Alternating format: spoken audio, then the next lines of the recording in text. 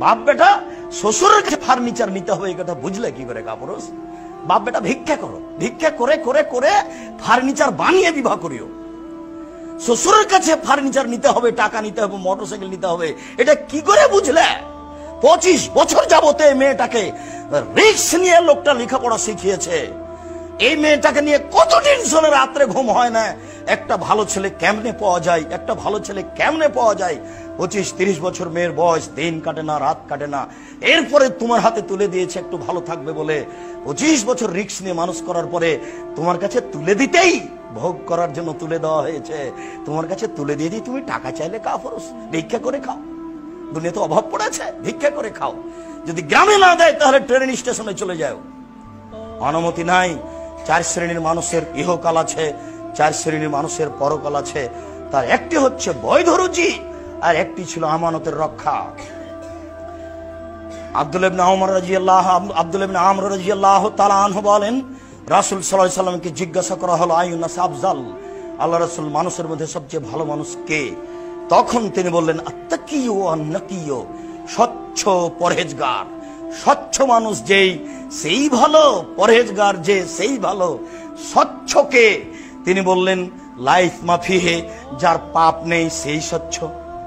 আব্দুর রাজ্জাক সাহেব, পাপ হয় না এমন কি মানুষ আছে? নেই, তবে পাপ হলেই ক্ষমা চাই যে তার পাপ নেই। 2, ওলা বাগিয়া, সীমা লঙ্ঘন নেই যার। বহুবার বলেছি, আপনাদের বাড়ির সামনে একটা কুঁড়ে ঘর ছিল, তুলে দিয়েছেন, এটা হলো বড় সীমা লঙ্ঘন।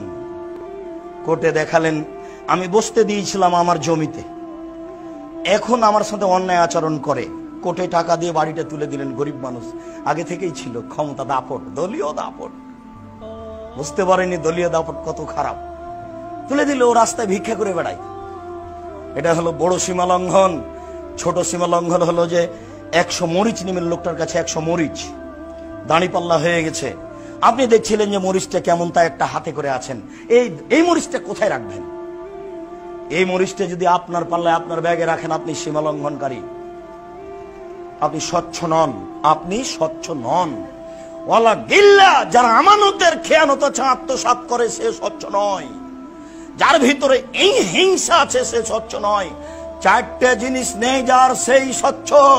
পাপ নেই যার, 1, 2 সীমা লঙ্ঘন নেই যার, 3 আত্মসাৎ নেই যার, 4 হিংসা নেই যার। হিংসা এমনিতে হয়েই যায়, কেন জানি পাশের দোকানে বিক্রি হয়, আমার দোকানে বিক্রি হয় না, তখন হিংসা হয়েই যায়। তখন হিংসা করবেন কার কাছে? তাহলে তাকদীরের উপরে ভরসার অভাব আছে। রাতে উঠে 2 রাকাত সালাত আদায় করে আল্লাহকে বলতে হবে, আল্লাহ পাশের দোকানদারকে আমি ভালোবাসতে চাই, দয়া করে তুমি আমার ব্যবস্থা করো। মানুষ মাত্র হিংসা হয়েই যাবে, এটাই স্বাভাবিক। এরপরে প্রাণপণে চেষ্টা করতে হবে।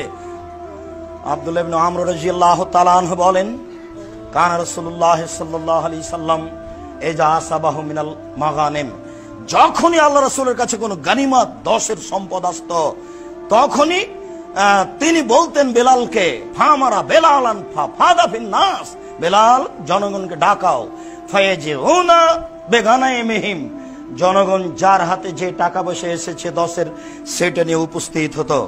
ফাইকাসমহু উইখামেসহু, 5 ভাগের 1 ভাগ করে 5 ভাগের 1 ভাগ নিজের কাছে রেখে দিতেন, বাকি 4 ভাগ যোদ্ধাদের মধ্যে বন্টন করতেন। ফাজারাজুলুন ইয়াওমান, বন্টনের পরে হঠাৎ একটা লোক আসলো আল্লাহ রাসূলের কাছে, এসে বলছে, আল্লাহ রাসূল, ইন্না হাজা ফিমা সাবনা মিনাল মাগানিম, এই যে আমার কাছে একটা রশি আছে, মিন শারিন, লেজামান মিন শারিন, ঘোড়ার একটা লাগাম আছে, লুমের, চুলের, লুমের, পশমের একটা লাগাম আছে আমার কাছে, এটা 10-এর সম্পদ। তখন আল্লাহ রাসূল বললেন, মা সামেতা বেলালান, বেলাল চিৎকার করে বলেছিল, যার যা আছে সেটা নিয়ে আসো। এই কথা কি শোনোনি? কালা নাম, জি হ্যাঁ শুনেছিলাম। মা মানা খান তাজিয়া বেহি, তো ওই সময় এটা নিয়ে আসনি কেন? ফাতা যারা, তখন সে কিছু আপত্তি পেশ করলো, ছিলাম না, পেশাব করতে গেছিলাম, স্ত্রীর সাথে কথা বলছিলাম, একটু বাজারের দিকে গেছিলাম, কি যেন আপত্তি পেশ করলো। তখন আল্লাহ রাসূল বললেন, তাজবে হিয়াউমাল কিয়ামা, এইটা নিয়ে বিচার মাঠে উপস্থিত হ। সুম্মা লাম ইয়াকবাল হান, তারপর থেকে আল্লাহ রাসূল তার কাছে নিলেন না, সামনাসামনি বললেন যে এটা নে বিচারের মাঠে আসিও, আমি তোমার কাছে এটা নিব না। তো নিয়ে এসেছিল, ভুল মানে ও বুঝতে পেরেছিল যে ডেকেছে বেলাল, তবুও যায়নি। অথচ রাসূলের সামনে হলো যে তোমাকে ডেকেছিল, তুমি আনোনি কেন? এখন এই ঘোড়ার লাগামটা বিচারের মাঠে নিয়ে আসিও, সেদিন হবে কথা, এখন আর হবে না। আল্লাহ আমাদেরকে আমানো বোঝার তৌফিক দান করুক। আল্লাহুম্মা আমিন। সাল্লি আলাইহি আল্লাহু বারিক আলাইহি। আলহামদুলিল্লাহ ওয়াহদা ওয়াসসালাতু ওয়াসসালামু আলা মান লা নাবিয়্যা বাদা।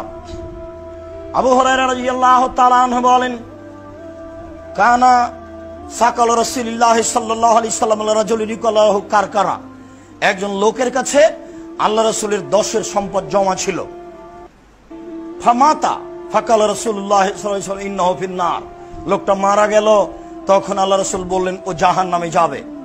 ফাযাহাবু ইয়ানজুরু ইলাইহি, সাহাবীরা কথা শুনে অবাক হয়ে গেল যে লোকটা আমাদের সাথে যুদ্ধ করলো, লোকটা মারা যাওয়ার সাথে সাথে আল্লাহ রাসূল বললেন ও জাহান্নামে যাবে, ঘটনা কি? একটু যাইতো। ফাওয়াজাদু আবাতান কাদ গাল্লাহা, তারা গিয়ে দেখলো যে তার ব্যাগে একটা চাদর আছে, যে চাদরটা আত্মসাৎ করেছিল। আল্লাহ রাসূল বললেন ও সরাসরি জাহান্নামী, ও যোদ্ধা, ও তাহাজ্জুদ পড়েছে।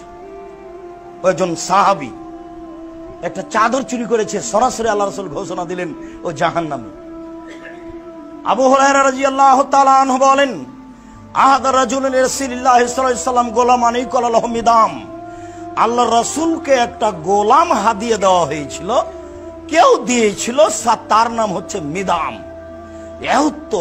রাসূলুল্লাহ সাল্লাল্লাহু আলাইহি ওয়াসাল্লাম, ও আল্লাহ রাসূলের হাওদাজটা ঠিক করছে।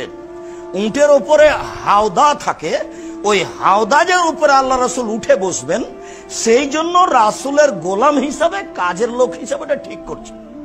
ফাসাবাহু সাহমুন আইন, হঠাৎ কোন দিক থেকে কে যে একটা তীর মেরেছে, তাকে এসে লেগে গেছে। ফাকাতালাহু, তীর এসে লাগতে সে লোকটা মারা গেল, তীর এসে লাগতে লোকটা মারা গেল। ফাকালান নাস হানিয়াল্লাহুল জান্নাহ, তখন লোকেরা বলল এ জান্নাতি, পীর সাহেবের তো খিদমত করে মারা গেছে, জান্নাতি। মানুষ বলছে না পীর সাহেবের কাছে ছিল, খিদমত করে মারা গেছে। রাসূলের নিজস্ব গোলাম, রাসূলের উটের উপরে হাওদাজ ঠিক করছে, হাওদাটা ঠিক করছে, আল্লাহ রাসূল ওখানে উঠে বসবেন এই জন্য। হঠাৎ করে কোথা থেকে একটা তীর এসে লাগলো, তাতে মারা গেল। লোকেরা বলল লোকটা ধন্য, লোকটা জান্নাতে যাবে, লোকটা ধন্য, লোকটা জান্নাতে যাবে।